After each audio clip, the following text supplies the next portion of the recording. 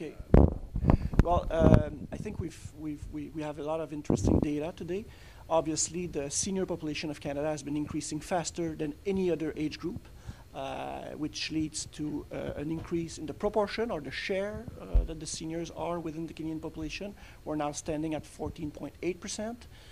It's important for Canadians to understand that this share of seniors is still one of the lowest among the G8 countries. So Canada's population is not as old on average as other European countries or Japan, for example. So it is a very interesting result.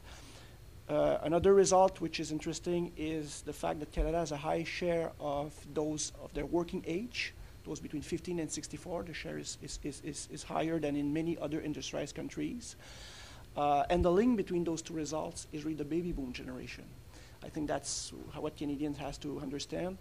Baby boomers, large cohorts born between 1946 and 1965 in Canada, are still within that population, 15 to 64. But soon they will be moving into the 65 plus population. So Canada is still fairly young, has a fairly young population when we compare to other countries, but will be aging.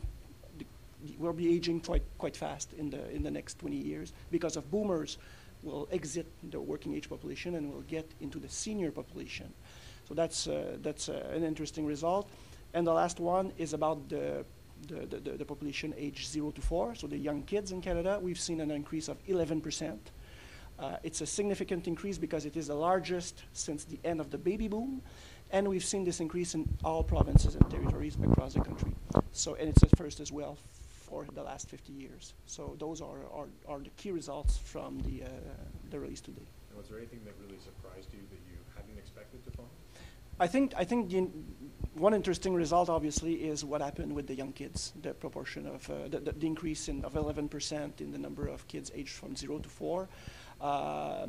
We knew that the fertility levels in Canada were going up from other data sources, such as the vital statistics data. But to see that this increase was observed in all provinces and territories across the country, first in 50 years, that was kind of interesting.